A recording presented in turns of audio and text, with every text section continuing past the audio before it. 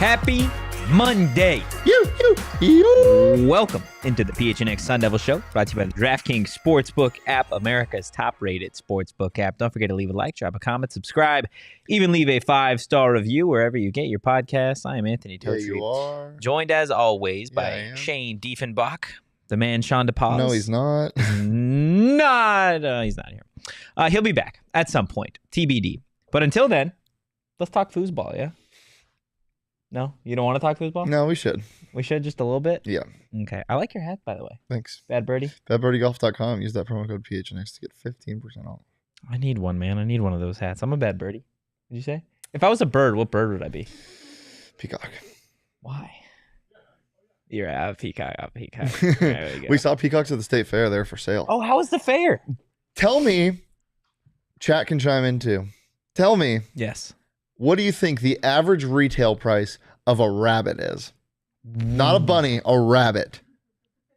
One rabbit. One unit of rabbit. They sell rabbits at the Sell rabbits. Wholesale. No, not wholesale. Only one. I don't know why, but I want to go low. I want to go low for something. I'm going to say $30. $275. For a rabbit. For a single rabbit. Does it come with anything? Another hot take. Actually, this isn't another hot take. A hot take. Rabbits are ugly. And I would never want one as a pet. They smell bad. They look like ogres. Whoa. Yes, dude. Ogres? Okay. Are you throwing rabbit? When you think of a rabbit, you think of a bunny. Not the same thing. Are they the same thing? I think they're literally the same thing. Is a rabbit a bunny, or is a bunny something else? Regardless, when you think of a rabbit, you think of a cute little floof. Yes. They are not cute little floofs. They are demon monsters. Unbelievably ugly. Rabbit. For $200+? $275 smackaroos.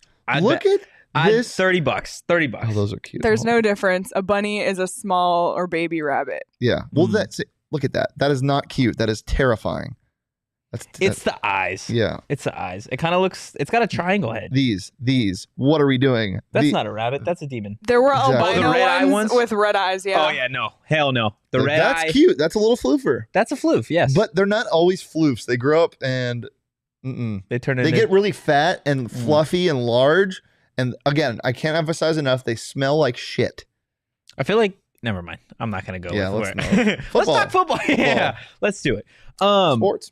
A lot to break down today, but before we get into what Shaun Aguano had to say at his press conference today, I do want to take a step back and kind of look at the program as a whole for a second, because I felt like Saturday was maybe not necessarily a turning point, but it was a point for the program that could lead to change down the line, right? I think there was a lot of hope that Aguano would be the man moving forward. Right. I think a lot of people enjoyed the fact that he brought back the Sun Devil walk, that he was an emotional guy or is an emotional guy, passionate dude. He's not anymore. He still is. He's still all those things. But when you lose to a team like Stanford the way you do, I think it takes a little bit of the taste of the story away. Here's what I'll say is Aguano was put in a really hard position to start the year. Obviously, we all know that. And as much as it is nice to assume and this is our savior. And I know a lot of the ASU fan base didn't think so, but the feel-good story started after Washington and a guy recruiting in state, something ASU fans have always wanted. The bar is on the damn floor, guys. Yeah. You know what Sun Devil fans were asking for? Somebody that cares and somebody that's passionate and somebody that doesn't neglect in-state recruits. I feel like we could do that. You know what most of college football coaches do that are successful? They are passionate, they care about the job, and they recruit in-state. Yeah. Just go get a coach. Just get a normal coach. Just get a guy. Don't go get Urban Meyer. Oh my gosh. Go get Mr. Kenny Dillingham. Ray Anderson. Mr. Ray Anderson. Is Kenny a floof? No. He's not a bunny? No. Oh, he's a dog. Oh, yeah. I was telling Saul at our Halloween work party I might show up in a Geno Smith jersey and just say I'm a dog. That works. Absolutely works. So there's 5 games left this season, right? You've got Colorado all winnable on Saturday. Stop it. You got Colorado, UCLA, yes, Washington State, yes, Oregon State, and yes, the one and only trash can Arizona. Yeah. Okay. Out of those 5, okay, no Monday hope, no futures bet hope. How many do you think they win? 2. Colorado and one of the last 3. Okay. How many do you think Aguano needs to keep his job? 4. You need to get a bull out of this, I think. I don't know. Dude, it's so hard to think and just so hard to assume. It is hard to think sometimes. Yeah, it is. It's so hard to assume what the prerequisites are if this, if Ray and Crow have already kind of made up their mind. I don't think there's a number on it. I think it's just a feel thing. And again, a lot of being a head coach has to do with the off the field, the recruiting, and he doesn't really get a fair shake at it. And I don't know, So did he, all this to ask, I guess, did he squander or was the opportunity I don't think squandered? he did. I think that, again, what was asked of him was very hard. Yeah. Getting a team that hasn't been able to score points, hasn't been able to get stops consistently, hasn't really been able to just win games they should, to just all of a sudden magically do that after halfway through the season, a quarter of the way through the season.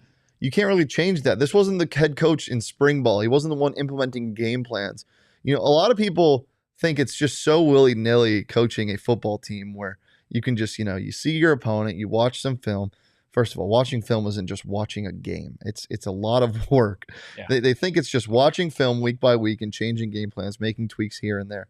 A lot of what you run, it's a full-time job. Is established in the offseason. You put in packages, you put in schemes. There's a reason why teams don't just go from, oh yeah, we're going to run cover 3 this entire game, or we're going to line up in a base 3-4 for the whole season, and then, it's not working. You can't just switch that. No. It's not that easy. So I think a lot of what wasn't working was implemented in fall, and can't teach a Don't, no. It was going to be a bad analogy. You can't teach a bad dog.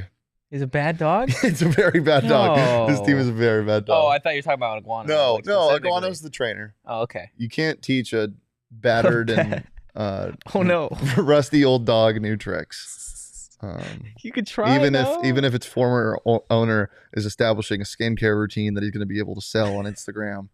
Herm Edwards, Durham with Herm. You can't teach a bad, rusty old dog new tricks. Is that what we've come to? Is that what the football program is? Yeah. It's a bad, rusty old dog. Look, the cycle for the last however long of ASU coaches coming in, there being a little bit of hope, winning the first couple games potentially, and then what we had talked about last week of you've got a winnable game, right? You can break the cycle, right? Where all the ASU fans or the majority of ASU fans that throw a fit, that say, look, doesn't matter. They lose to these teams when they should win. That's why we don't go to games. That's why we don't support the program. That's why these kids don't come here.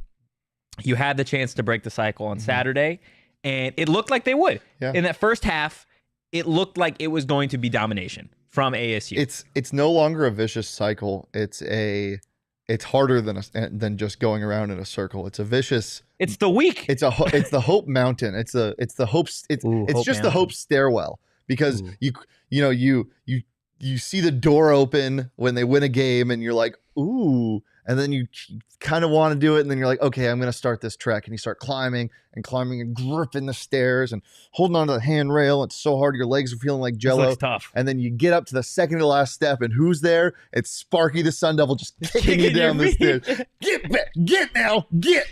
That's what's happening. To the rusty old dog. Oh, no dogs. Oh, it's a human fan.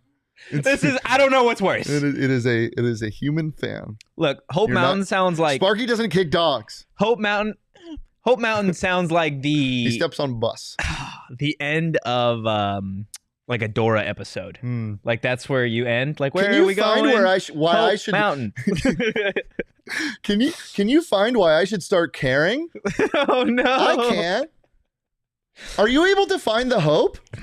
No, it's not there. Swiper, no swipey. Swiper. Where's our new head coach? Oh man. Is he in the bush? No, he's in the Pacific Northwest. Say it all along with me, guys. Bull ban. Bull ban. Oh no. Oh, this is ASU football. Does Kenny break the cycle? They're not going to hire Kenny. You don't think so? I want them to so bad. I don't know. This is the only hope you have as an ASU fan, is that the landscape is it has changed so much since this whole match made in hell of ASU coaches has started. And, you bring in a new age guy that can take advantage of it, then it might. Yeah. But you have no reason to believe in ASU fans. I don't blame you. I really don't. But yeah. When the resident optimist of the show, there you go, Charles. ASU football has finally broken Shane.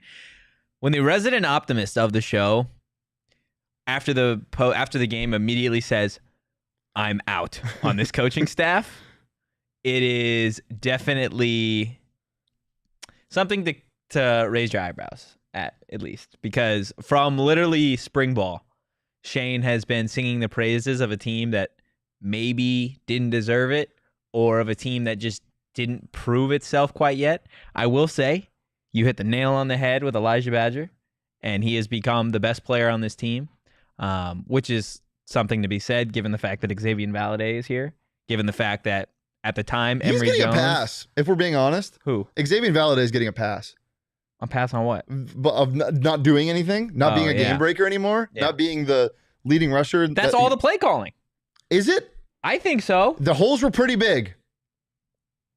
I don't want to point fingers at players because, and Chris in the chat says, let's say Trent gets to start this week. Perfect game to start, in my opinion. Should be an easy game to build confidence. Should be an easy game to build confidence for the rest of the season. I was fine with giving Emory the go, but he can't read a defense. Sure. Again, wish the All-22 was available for this week. I hope it becomes available at some time, because I just want to see if any receivers were open. And I get the pressure, not being able to. Somebody brought up his peripheral vision, which I thought was hilarious. Yeah, I'd never heard know about that. But I can get the gripe, and I understand completely. He wasn't good. Yeah. But at the same time, I said it after the show. If the quarterback's getting pressured a lot, drop something that's going to get the ball out of his hands faster, i.e. Elijah Badger drag routes, or just something, slip screens, anything. And we just didn't see that. So I just think there's a lot wrong. With everything. Everything. Yeah. I think, and we'll get into the quarterback competition here in a second. But he brings up a good point, right? Like, you have those 5 games, left in the season, right? And you have this game, the perfect setup to give whichever quarterback you play at least a little bit of confidence. Mm-hmm. This is the game where you reestablish the run, where ASU should, in theory, run all over Colorado. This ASU offense shouldn't have a problem dealing with Colorado. Now, that'll be the test, because they haven't done anything in weeks now outside of that Washington game. And let's be real, Washington might as well put out traffic cones out there for a defense, because they don't have one either. So this is the get right game. We'll see obviously who starts, and we will get into that quarterback competition. Did you ever play, chat, let me know if you know what this is, Rumble Football as a kid? Rumble Football. You put these little figurines on a metallic playing board, and you turn on a switch, and it buzzes, and they'll run when it buzzes because the vibrations move them as players. That is what Washington's defense reminds me of, is they put players in like, we'll run a too high shell, and then they just kind of move, and then you press it and it goes zzz, and they just kind of part like the Red Sea. Hey, look, there's a hole there. Did you guys ever play? You never played that? No, I've never played. I have one in my closet. I almost got rid of it, and I'm like, I might need this. I'm gonna bring it to the office. Please, we could draw them as little Washington guys, or just play the game. That works. Great game. Look, it's gonna be a long week. Okay, any week that has to do with ASU football and the one and only Colorado Buffaloes is going to be a long week. It's going to be spooky. It is going to be a spooky week. Ooh. It's also going to be a fun week because you guys can join us this Wednesday as all of our shows go live from Four Peaks for our monthly last Wednesday at their 8th Street Pub. Enjoy $3 kilt lifters and Wow Wheat Pints when you mention you are there with PHNX. Also, Leah, do you have something to promote in there? I sure do. Join us this Friday for the Coyotes home opener official tailgate and watch party. Whether you're going to Mullet Arena for the Coyotes home opener or not, We will be there starting at 4:30. The game's not until 7:30, so come pregame with us, enjoy some Four Peaks, some great food, and then if you're going to the game, it's a 5-minute drive. If you're not going to the game, there's going to be a 20-foot projector screen to watch the game at Four Peaks. So there's going to be drink specials and giveaways and good vibes. So join us. Vibes. Love good vibes. Also love spooky vibes. Spooky vibes? And Wednesday night. Wednesday night. I'm getting spooky. Oh, yeah? What are you doing? And Leah is too. What are you doing? Forcing her, and I'm forcing most of the PHNX staff. Please no. If I can get Wednesday evening. 5 to 7 people Okay. to come with me to Fear Farm. Oh, you're a fucker. And on Wednesday night after Four Peaks, I will film it. We will get GoPros, and we're going to go through haunted houses. Oh, I hate haunted houses so much. I love them. Oh, I'll probably go. But I really don't want to go. You know who's not going? Who? Sean. Why? Oh, dude.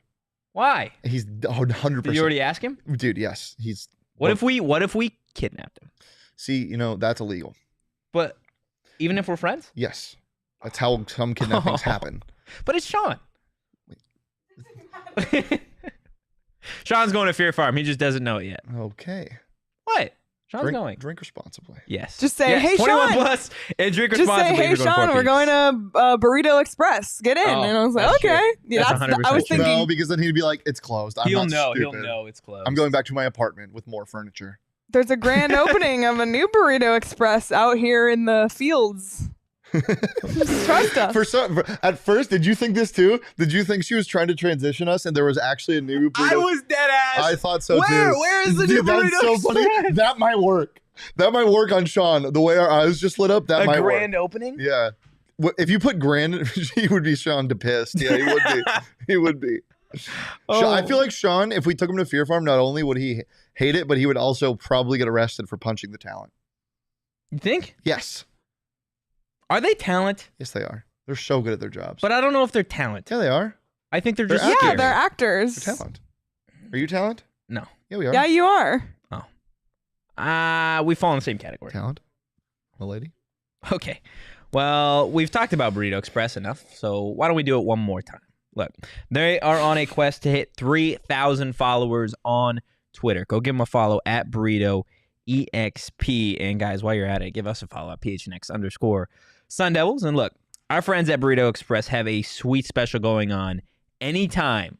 Number 4, Daniel Ngata, who is also an all-city athlete. Anytime he finds the end zone, they are going to be given $4 burritos the day after. How good is a $4 burrito, Shane? It's better than a $5 burrito. Is it? But not by much. No.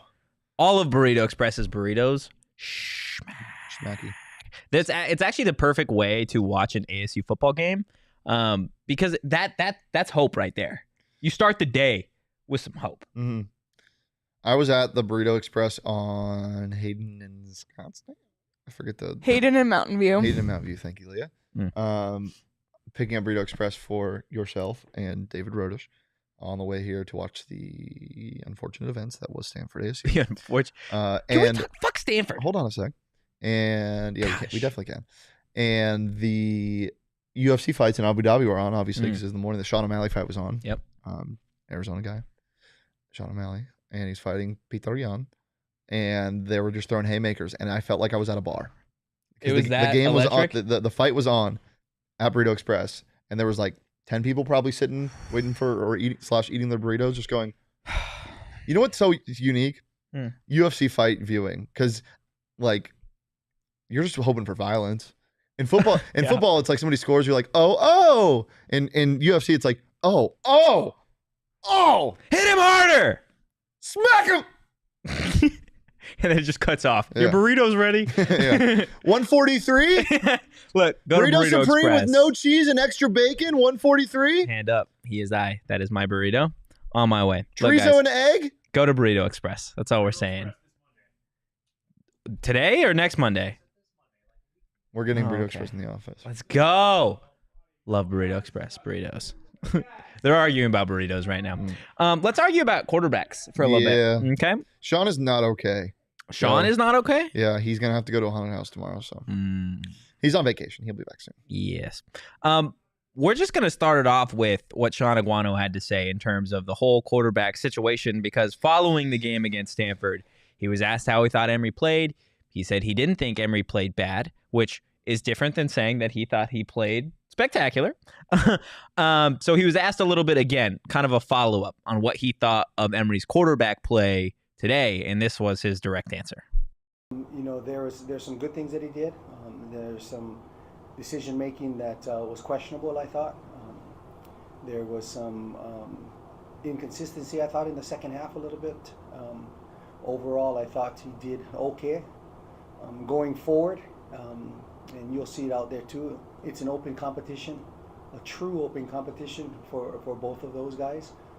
And again, I'm still, will say this, is I'm going to pick the best guy that will get us that win. Do I think we should have won that game? Absolutely. I absolutely think I'm kind of still in a jar about it, but I got to get over it and move forward. And the kids, the good thing about it is I know that the kids care because it was tough for them after the game and it was tough for them yesterday. But we're going to move on, and I'm going to move on. But going back to the quarterback, it is a true competition this next 3 days, and we'll see how that plays. Got a quarterback competition. How do you feel? Borgay, you need to go. Borgay, it hurts because. Did you ever think at the start of the season, before kickoff against NAU, that we'd be here? But I also just think that it's a situational thing. I mean, look, Emory, I think, is a more talented quarterback. I think, which is not a hot take. I think it is at this point. Talent-wise, no. Maybe just as a whole, he might. I think he's the better athlete. I think he has more talent. I think he has more arm talent. Yeah, I think his decision making though, as of late, like you said, is questionable. That's mental. That's just that's football IQ. That's just. It's broken me. Emory Jones, I think I don't think you have a choice. Yeah. It has to be Borgay, and I know he said the best position to win, and I thought we should have won. Well, I don't disagree with that, and I don't agree with the people saying Emory lost us the game because I don't think. Yeah, I don't think he lost you the game, but he didn't do you any favors. A quarterback of his caliber should win you games outright, no matter what the play calling is. If somebody's not open, he should be able to tuck in a run. If there's a bad play call and he sees coverages, he should probably be able to opt out of it. He should kill. He should maybe run a draw play. Like there's so many different things that a good quarterback will do despite a bad coach. Yeah. So it's a bad offensive coordinator. Yes. Colin Thomas. Sorry. Bad. No, I'm not sorry at all. I'm sorry that he calls the plays and everybody else has to watch it. Yeah. That's what I'm sorry of. It's tough because at this point, regardless of who wins this quote unquote quarterback competition. Oh, it's real. No, I mean, I know I'm more with you where I think Borgay has already won the job. I feel like there's a certain point where Emory Jones, I don't know where he lost it. I don't know where it fell apart. Going into this season, the SEC experience, he should have been the guy. He looks like a quarterback that's lost confidence. Chris brings it up. I just don't trust Emory every time he drops back in the pocket. That's how I felt the entire game. Emory gave me a slow, painful death on Saturday. It just felt uneasy. Like there wasn't conviction when dropping back. It feels like a quarterback that's lost confidence is what I think. And that really impacts your decision making. Where do you think he lost it, though? Going from a team that can win games with their defense and can win games because they're just better and physically imposing to coming to a school thinking you're going to have weapons at your disposal, but they're not utilized correctly and losing games despite some of your play or in spite some of your play. Losing, I think, is the answer for you, and maybe losing your coach and realizing that, the game plan we installed at the start of the season, they were going to use the base offense we were going to use is now from a coach that's no longer here. Yeah. That doesn't give you a lot of confidence when you're the helm of an offense. I think at this point, it is, regardless of what takes place for the rest of the season. Sounds so grim. It is, but it's the fact of the matter. Like, Borgay starts, he wins, whatever. Emory starts, he wins, whatever. The quarterback competition going back from Emory Jones is our guy. I'm going to always put the best guy to win. I don't take away a guy's job because of injury, whatever. Him going back on that after the Stanford loss immediately is a bad look for him in this whole job application thing, right? Because in 1 week, you went from, I'm not taking away this guy's job. Emory Jones is our guy. Yeah. We're all forced behind him. You lose by a point. Don't put up any points in the second half against Stanford.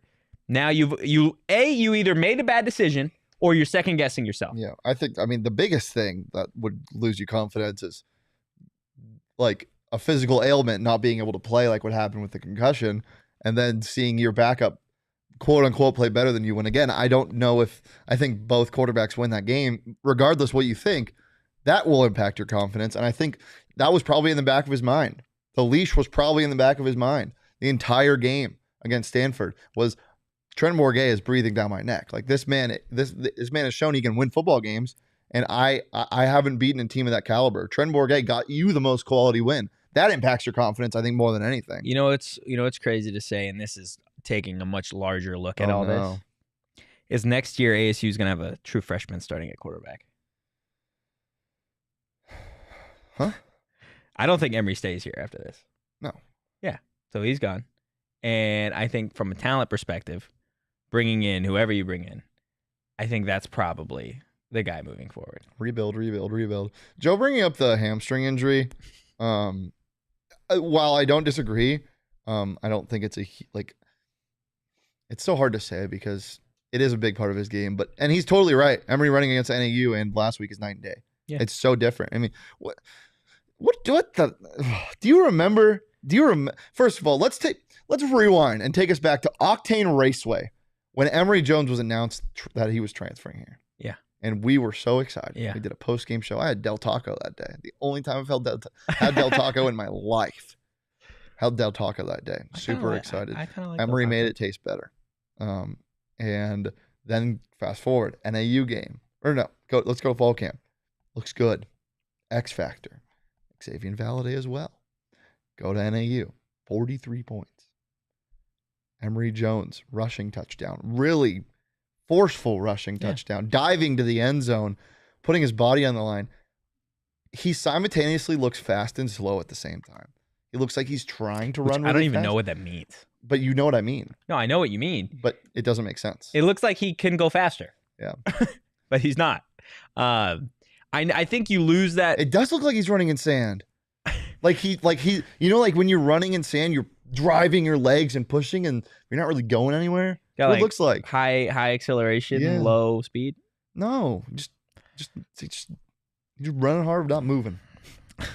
I don't know. You maybe lose that dual threat factor with Bourguet because he's not a guy that is a traditional. What dual threat factor? Well, they haven't had one in 5 weeks. Plus, when they had one, they weren't running RPOs. You know what the best offense in the NFL is right now? The most unstoppable play in the NFL right now? The RPO. Look at what the Philadelphia Eagles and Jalen Hurts are doing. Look at what Patrick Mahomes does. Yeah. It's a triple option. It's a handoff to the running back, Xavier Valladay. Hell, Stanford was running that shit. Yeah. It was the slowest you had ever seen. Well, no, the mesh is different. The triple option, handing off to either Xavier Valladay or Daniel Ngata, two running backs that will make a defense stack the box. Rolling your dual threat quarterback or not even dual threat quarterback out, and the corner in the flat or the guy playing man against the receiver in the flat has to decide if he's going to take the quarterback or take the wide receiver. That's the most effective offense because of too high right now. Yeah. We saw a lot of too high with Stanford. We saw a lot of different blitzes with Stanford. You make the right read, a lot of stuff can happen. But you know why that can't happen? Because that wasn't installed. Stuff like that was not installed at the start of fall camp. But I think that's what you're going back to. And I don't want to put this on the past. I don't want to put it on, how this team is suffering from what Herm Edwards did. But it's hard to ignore that this, again, Aguano just wasn't set up for success, and I don't think Emory was as well. But I don't want to give them any scapegoats, especially Emory, because he needs to be better than he was. Yeah, I 100% agree. I think if you could bet on it, I think the favorite to start on Saturday would be Trenton Bourguet. And I don't think it would be particularly close, in my opinion, because if it was a true quarterback competition and you've regressed from Emory being the number one guy, it doesn't make a whole lot of sense to have a quote-unquote quarterback competition if you still feel that way. So he probably changes things up. He said there isn't like a true number one starter listed right now. he said he may not know till game time. I think that is probably a little bit of not necessarily like, what's the word I'm looking for? It's preparation, right? He's trying to throw Colorado off a little bit, maybe by not announcing who the starting quarterback is. Maybe it is a true all-out quarterback competition. I think he knows. Joe in the chat, Emory will start again Saturday and will be in until the offense stalls. Well, does it count if the offense is only stalling? Like if it's just stalled all week? I want the Russell Wilson situation where, hold on, no, relax. Broncos fans think they know what, this is a whole thing to unpack, but let's, at the smallest possible level. Yes. Rippon came in. Yes. Didn't produce. Correct. Offense looked terrible. So now they say, we know what the problem is. It's the play calling. It's Nathaniel Hackett. That's what I want. Maybe if Bourget comes in, the offense looks the same. Everyone can. Well, no, I think regardless, I think Glenn Thomas is the problem. I know, but I'm just saying, like that. I want to know. I want to know for sure. Yeah. No, and I think you'll get that answer because I think they had a great game plan against Washington. So I don't know if you know this yet. I think if you play Colorado, and I know game planning against Colorado isn't hard, but if the offense looks a lot better and it looks the same as it did against Washington, then you have your answer.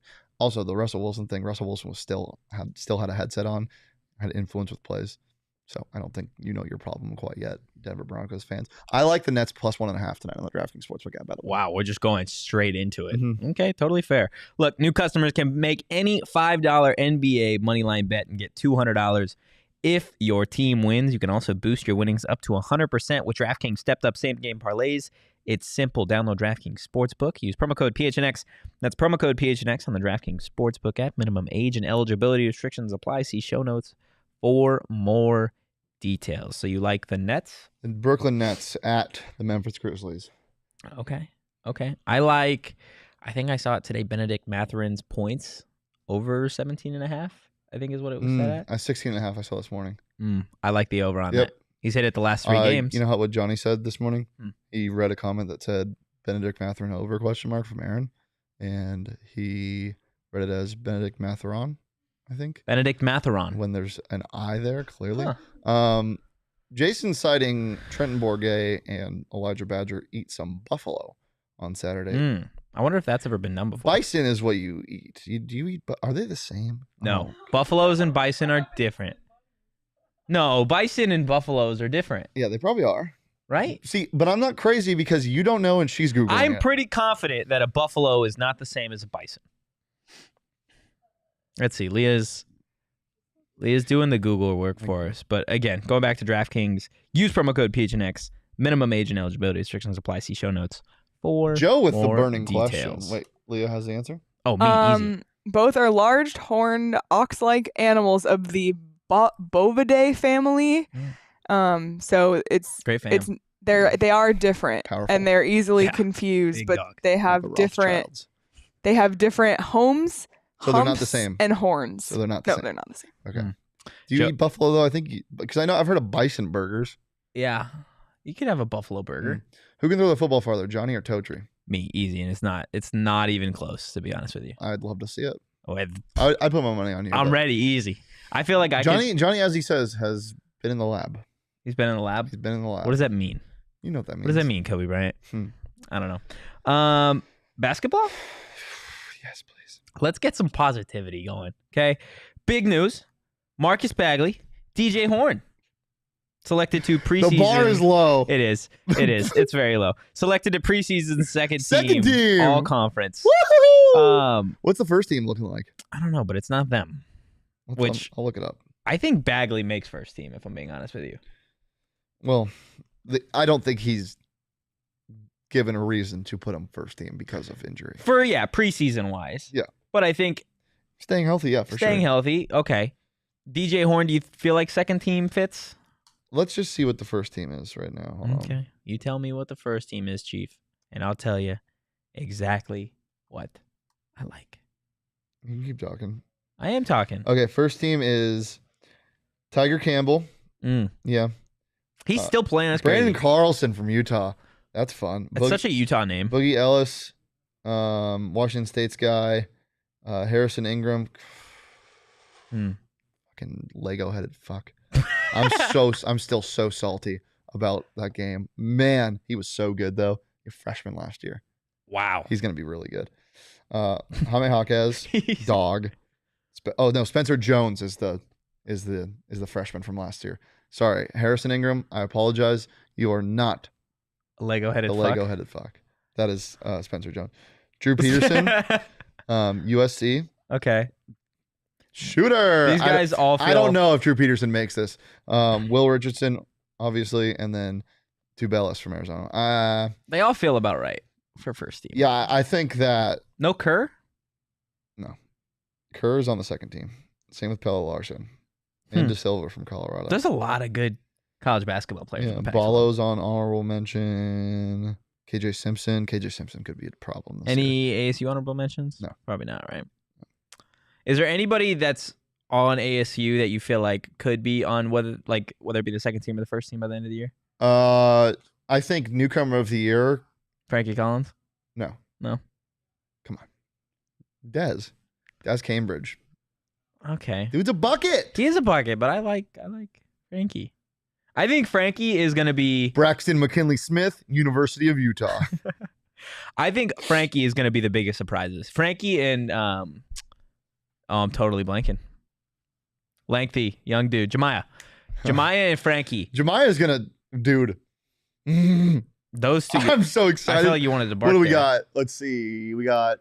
Like 13 days. 13 days around then. Wow. Brother. Wow. I'm so excited. Absolutely so excited. We could turn all of our attention on basketball. Mm-hmm. It's going to be so good. Well, not all of it. Most of it. Did anybody in the chat go to Mullet Madness? Let me know if it was fun or not. I was had some stuff, but let me know.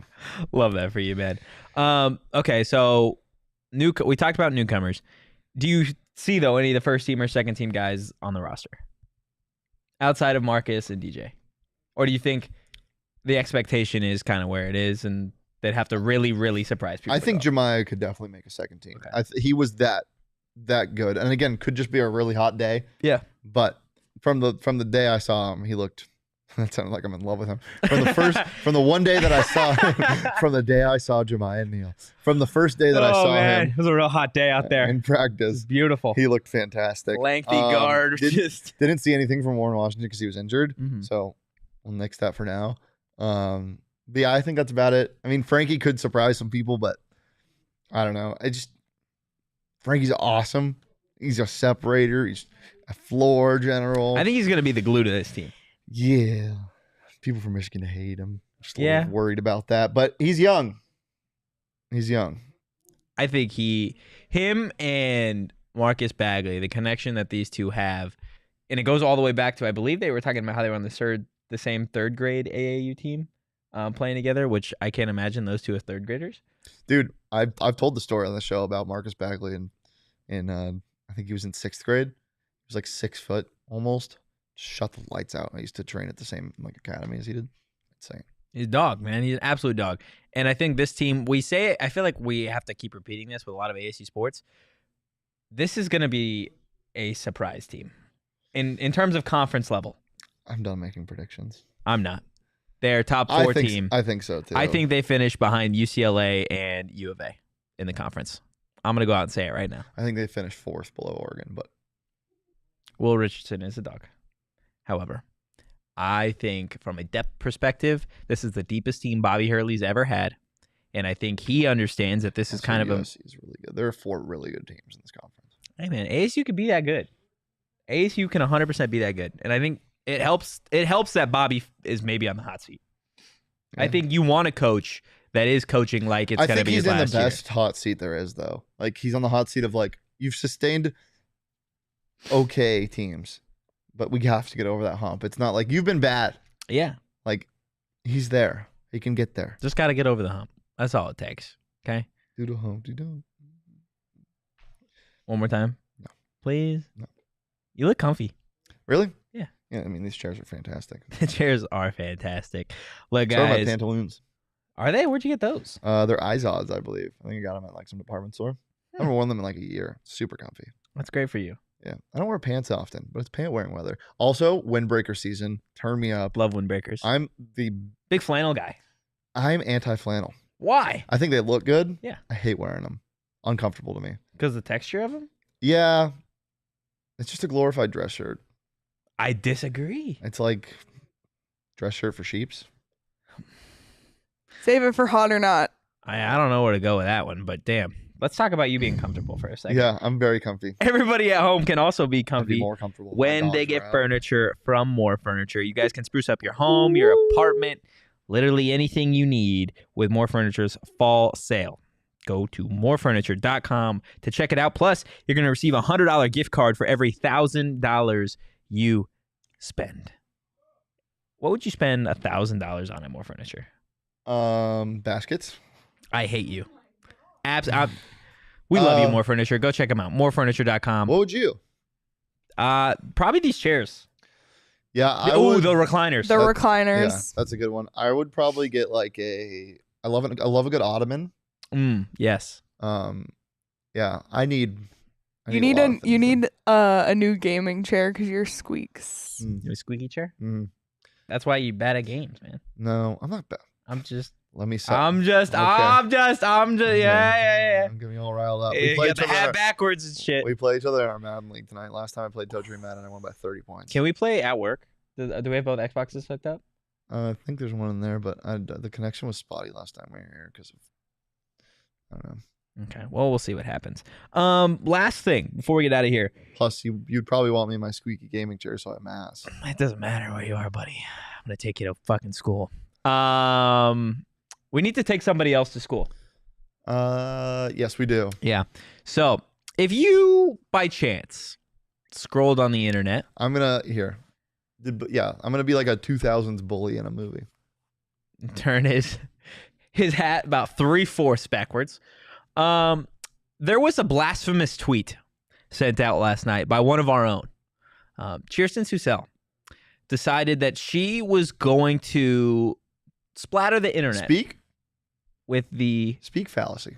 She was going to speak fallacy. This is exactly what she did. You speak fallacy. If you missed the tweet, Chierstin tweeted, "Just tried Raising Cane's for the first time. Absolutely disgusting. I don't know what the hype is, but that ain't it." Come back to us. You know what this sounds like? This sounds like somebody that wants to cause a problem. Yeah, 100%. What are we doing? Huh? What did Cane's ever do to you? Besides give you the best fucking dipping sauce. Here's something. There are foods out there, there are restaurant chains that are not for everybody. Del Taco. You might like, I didn't mind Del Taco, but like you might like something that somebody else doesn't. That's fine. Okay. But in no way, shape, nor form can you say it's absolutely disgusting. You know what's absolutely disgusting? Stepping in dog shit. You know what else is absolutely disgusting? KFC. Rotten mac and cheese. That's disgusting. KFC. Okay, see that, but it's not though. It's still food. Whoa, Chris in the chat, sauce saves the chicken. I disagree. I absolutely disagree. I think the chicken that Cane's has so good is second to... You know what places try to do? Like KFC, for example, that I think. I don't like KFC. They over-season their chicken. Raising Cane's doesn't do that. No. Also, everybody loves to cite the fries. The fries are good. I don't like the fries. Have you ever been to a restaurant / food chain / fast food place / chicken tendy place that serves good crinkle cut fries? No, but now you have, because Raising Cane's has that. Best fries. If you don't like crinkle cut fries, grow up. Best toast. Best lemonade. You know what more do you want, Chierstin? You know what she probably got? Can I please sub the Texas toast for an extra coleslaw? Oh my God. She did. She did. 100%. And I won't have any sauce 100%. On the side. Oh my. I saw that tweet and I wanted to throw my phone. Yeah. That was the single worst thing that I've seen on Twitter. Next time she asks for a box combo, I'm going to give her one of these. Oh shit. It's just, she's going to knock yours down. Remember that time that throw chicken I brought you guys Cane's during the softball game, and then the game went to like 4 extra innings. For the new viewers. So one of the most fun things about the show is not only do we cover the major sports, but we also like to cover softball and the other sports that we don't think get enough love. Grant House swimming. One of those being the softball. Grant House swimming as a sport. Yeah, Grant House swimming. That's the only. And softball is one of the most fun sports I've ever covered, especially this team. Last year was magical, and I think it'll be just as magical again this year. Yeah. There was an extra inning games last year in the Tempe Regional. And I was texting Leo, like, we're hungies. We want food. We're hungies. So I gave her our estimated time of arrival. When I think it might have gone into extra innings, but wasn't sure yet. So we were like, we'll probably be back around X time. We go into 2 extra innings, maybe 3, and they lose. And we come back to the office to 2-hour-old Canes. And you know what? Shit still smacked, Chierstin. Remember when I brought Canes for you and Shaun and the whole office was irritated? Yeah. You know why people do that? Because they fucking don't like have friends like they don't us. have friends like us. But they also like Canes. Nobody dislikes Canes, Chierstin. What are we doing? And then you want to go put that out on the internet that Canes isn't good? That it's disgusting?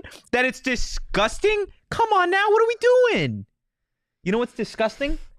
I'm not even going to say it. Ooh. Oh, yeah. Ooh. Skyline Chili? Shh. Skyline Chili? Trash. The Cleveland Browns? Trash. That's about all I got. Willingly? No, never mind. I'm going to be nice. Okay? I'm going to be nice. Go to fucking Canes. Oh, you know what else is trash? Making awesome podcasts that you should totally subscribe to because the stories are so damn good. Boom, roasted. Trash. You know what's Seriously, not trash? Go listen to the story. It's fantastic. You know what's not trash? Going to sporting events. Oh, not trash at all. You know how you get to those sporting events? How? By using Game Time. Use the Game Time Look, app. guys, save up to 60% on tickets when you buy tickets last minute. It's great for you procrastinators out there. The best way to support us is by buying your tickets through the link in the description. Guys, thank you so much for tuning in today, or if you're listening on audio, we appreciate you. Go give us a follow at PHNX_Sun. Got one more thing. One more thing for Shane. Go ahead. I said this on the bet show. I'm going to say it again here. Different audiences. The betting folk and the college football. The betting folk. Audience. How about we start a petition to ban turf fields in the NCAA and the NFL? I'm down. I'm 100% down. It's dangerous, citing J.C. Jackson. Dislocated kneecap. Yeah, from rough. A turf field. You know what else is dangerous? Losing money because somebody got injured by turf. And that's what happened to me in the Super Bowl with Odell. And he spoke out on Twitter saying they got to get rid of it. I completely agree. They are billion-dollar franchises, multi-million-dollar franchises. Get some grass. Go get some grass. You can do it. I don't care if it's cold. You good? Yeah, I'm done. All right. Follow us at PHNX_Sun Devils. You can follow me at Anthony_Tochi. You can follow Shane at Shane Deef, and you can follow the man who's not here at Sean_DePaz. In Buffalo as always. In Buffalo as always. Loving Canes as always. Give me one more. Getting kidnapped to go to Fear Farm tomorrow on Wednesday as always. As always. We'll be back live on Wednesday at 2 p.m. When did you put that in your hands? How long have you had It that? spawned here. It's literally been in his chair the entire show. Yeah, it spawned. Yeah. Love that for me. All right, guys, we'll see you Wednesday, but enjoy your Monday and your Tuesday. Piggity, piggity, peace. Peace.